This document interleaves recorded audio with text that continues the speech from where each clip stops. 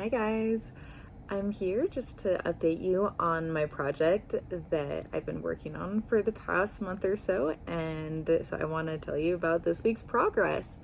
I had met with this fellow photographer who is extremely talented and has been in the business and in the industry for over 25 years, and he is super versatile in weddings and all sorts of portraits and like really you name it, he's done it. And so I was talking to him about ways that I can get more creative and ways that I can just keep my spark, you could say, my creative spark ignited, and how to keep new ideas flowing. And he had suggested to get some people together and take pictures of them and just kind of not go with any poses in mind, and just whatever comes to mind, whether it be weird or not, to go with it and see how it goes. And so I had another fellow photographer that was putting on a shoot, so I just kind of tagged along with her, and I want to show you the results. This is the progress that I've made this week, and I've probably spent over like 12 hours editing this shoot. And I showed you a couple of these from last week's video, but I've made a lot of progress on even more of the shoots, and I've even done some since then, but they're not quite ready to show you guys yet. So I'm going to go through a bunch of these and explain why I like them and what I did and the different thought processes behind them and whatnot. And so these two are actually strangers, but they honestly, like, I could have been convinced that they were in love.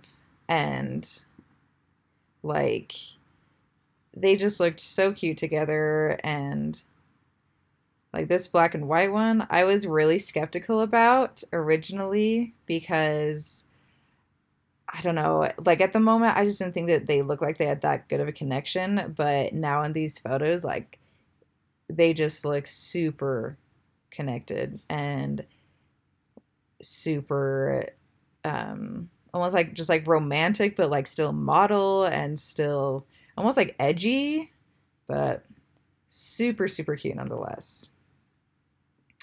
And I loved this one. I was super skeptical about her not looking at the camera because typically you just always have people looking at the camera unless they're like looking at each other.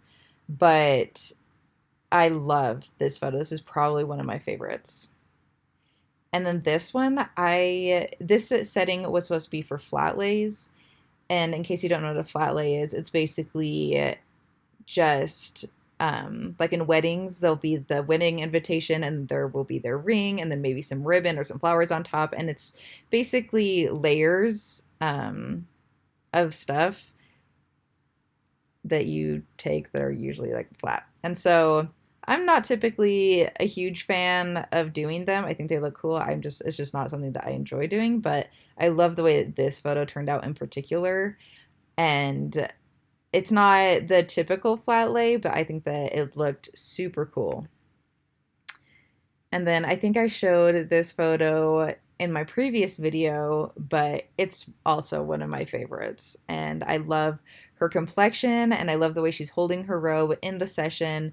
I had her hold her robe and scrunch it up and bring it to her face and then look up and close your eyes, which is a pose that I typically would never do, but I loved the way that they turned out. And then this is the same pose. She's just looking over her shoulder, and I think that it just looks super whimsical and moody, and her super fine skin and fine features and her dark hair, the contrast just looks super awesome.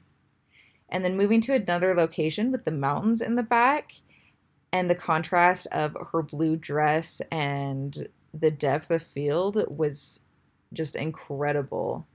And so here's a farther away view that I think just looks absolutely stunning. And another thing that I typically don't ever do is shoot from underneath because generally that will give people a double chin. But I was like, you know what the hey, I'll go for it. And I love the way that this photo turned out. And there's more like it that are super cool, but I didn't include those in this video. And this is a closer version of that photo that I also think turned out super well. And this one, there was a little bit of wind, and I was getting kind of freaked out, honestly, because typically wind isn't the best. But what it did to this photo, I love how it just adds movement to it and just made it, just brought it up a whole nother notch. And this is another favorite. And right here, like her lips and just like the color that there's like pink, and then her skin is so pale and contrasty with the pastel blue and then the black hair and her flowers. I think it just turned out super awesome. And then there's the black and white version that I also love. And then these photos, of course, I had somebody right behind her flinging her dress up. But I'm not used to doing this kind of shoot without somebody else with them, if that makes sense. Like a couple shoot with like the dress flowing, but with her by herself, I was almost like, well, what do I ever do? Like I don't really know. But I went from underneath, which again is not something I typically do, and like her hand is by her neck and her other hand is dropped, and it's something just super spur of the moment, like what do I have her do, and it turned out great. And this is the same everything except her dress isn't flowing, and she just looks amazing. And this one, I got the idea from another girl that I was shooting with, where I grabbed her dress and made the depth of field where her dress was right by my lens. And so then I created that depth, which was super awesome. And this is a close-up of, I really loved her tattoos and how it went with the well, not the wrinkles, like the ruffles on her robe and like the sheer over here and the flowers. I just think that it made this really cool, almost like fine art picture. And then this was another couple that was there, and she had this big cathedral veil that was super pretty, but it was windy, so I almost was like, I don't know how to work with it, but being able to like hold it and create images that I never would have thought of was super challenging, but super rewarding. For instance, like this photo and a couple of the upcoming ones, I was like in there camping in her veil with her, but the wind was blowing and it was all over my lens, all over their faces, but it ended up being super cool. And like these ones, at the time, it honestly just looked like her veil was blowing directly upwards, almost like it was a hat. And I was like, wow, these are not going to look good. But I think this photo looks absolutely incredible. And so here are a few more, just because these are some of my favorite shots of the windy veil. Like this one especially, I really did not think was going to turn out, but these ended up being some of my absolute favorites. Like I feel like it almost looks super editorial, like it could be in a magazine or something.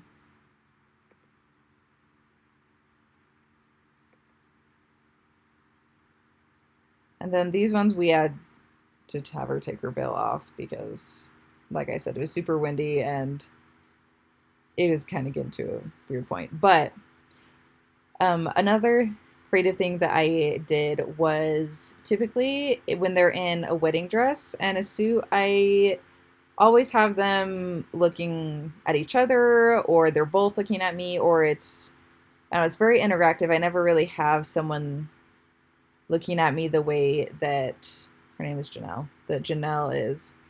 But I think that they look stunning. I think that these look almost like Vogue-y, like Vogue magazine, in case you didn't catch that reference. Like this photo, I just think they look so incredible. So there's going to be a few in the next couple that look kind of similar, but again, some of my favorites that typically I would never do that I absolutely loved. Like going under, but then like this laugh with like the black and white, just so cool. I'm just so grateful for my fellow photographers and my mentors who were encouraging me to get out of my box and to find things that would help me be more creative and to not just get stuck in the rut of posing the same and having the same vibe to be able to get out and be different and not be afraid of that. And this couple, if you recognize them, they were at the beginning, and we did a pretend first look, which again, I would never really do like a pretend one because I just don't even, that doesn't never even crosses my mind, but he did really well. Like, look at this progression. I mean, that, like, if he can't act, I don't know who can, because that looks incredible. But another thing that they had is, I don't know if you can see right here, but it's like these little floofies that we had. And so I put it in the corner of the camera to create depth. And then this was actually another photographer. But I think that it added to the photo, which normally I would just delete it if anything else was in the frame. But I love the way that it turned out. And again, with the floof. And another thing that I typically wouldn't have them do is have their thumb on the chin like that close to the face. Like sometimes I'll do it when the girl is standing a foot away or something. But this close up, I typically have them take their hand down. But I love the way that it turned out. More of them. And again, so I don't think I've ever even taken a shot like this where I went from underneath and then had them look at me. And these just look incredible. I love the mood that it gives me, or the emotion. It's almost like in a movie, I feel like. And like getting this close up and like cropping this way on someone's face, I would never do, but I love it again. And then blue dress again, like having them put their hand on the face. Just absolutely love it. Like with the leg, that was so risky for me. When somebody suggested it, I was like, I don't know about that. But I think this photo looks so dramatic and just absolutely incredible.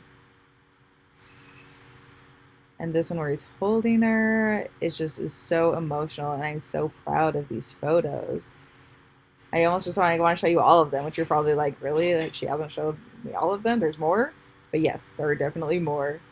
And yeah, anyways, that's it. But I'm excited to show you more of my work coming soon and to update you on more advice that I'm getting from the fellow professionals in my life and what other ideas that I am coming up with to enhance my creative spark and also to help me just not get so, not like writer's block, but photography block in the future.